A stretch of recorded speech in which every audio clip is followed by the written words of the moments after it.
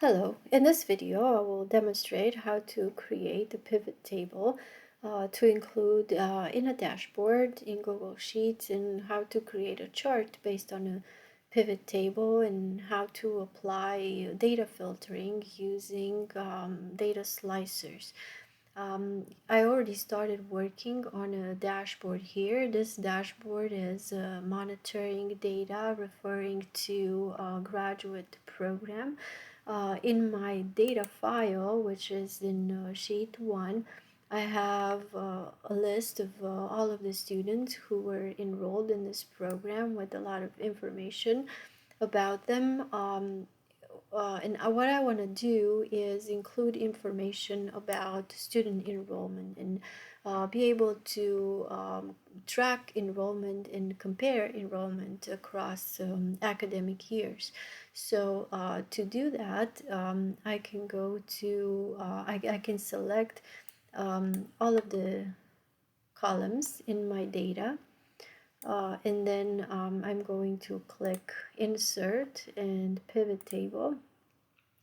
And I want to use an existing sheet because I want to include it on my dashboard. So I'm just going to select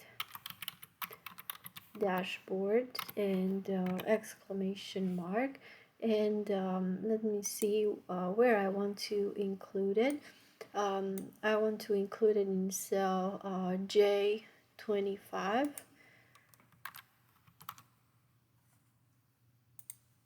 and then click create. So you can see here I have a template for creating my pivot table, which is now blank. So I have to add information about the table's columns and rows.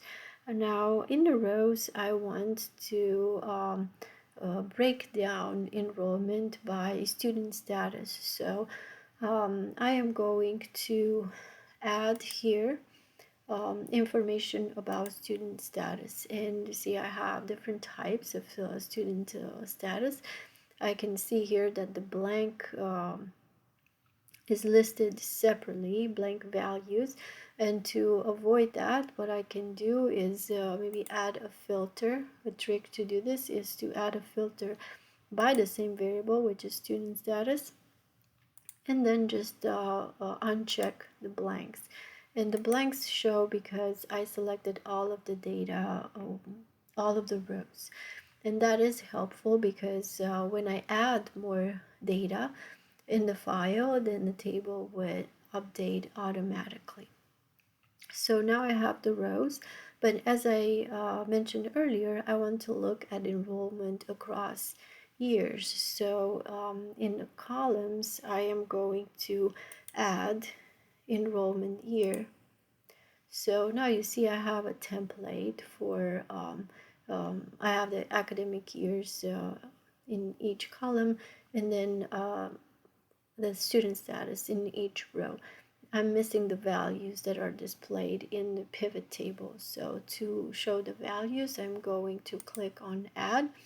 And then because I just want a count of students in each year, I'm going to click on student name. This is automatically going to use count a function to count the students in each subcategory. So this is very helpful information.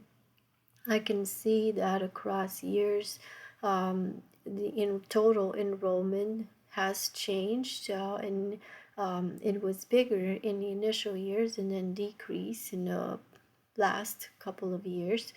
And then I also get a breakdown by student status. Of course, in the past years, more students have graduated. In the current years, there are more active students. But again, just by looking at the numbers, especially when we work with a lot of data with very large files, it's a bit hard to identify these trends. So it's a lot easier to represent this data graphically. So to do that, I may want to create a chart, and I am going to select the data that I want to represent, which is I'm going to not include the grand total, just include this aggregated data, right, by year and by status, and then going to insert and then chart, and I am getting automatically a stacked bar chart, which is the most appropriate for this type of data. And this chart allows me to see, first of all, the total enrollment per year. I can clearly see that a total enrollment uh, was the largest in year 2020 and then decreased in the following years.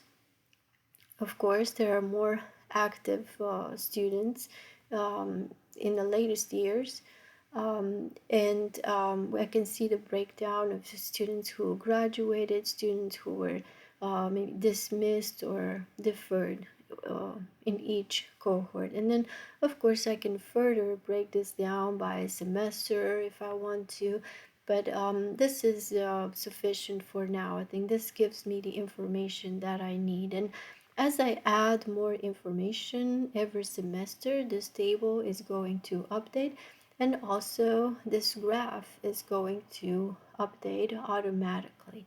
Now notice that I have a slicer here. This is a slicer that I originally created for the first pivot table. The first pivot table looks at creates a list of student advisors and then the number of students per advisor. And for this, I created a filter which can select subsets of information, subsets of data by advisor.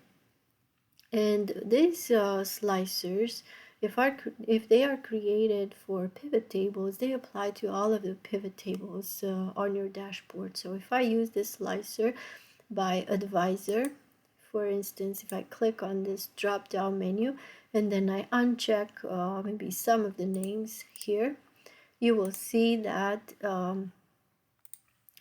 both tables have changed and the data in the graph has changed as well.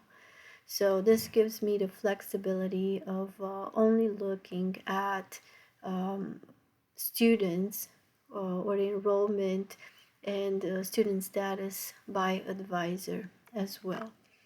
So this is how to create a pivot table to include in a dashboard in Google Sheets, and how to create a chart based on a pivot table. These allow the summarized information to be automatically updated as we add more data into our file or as we make changes.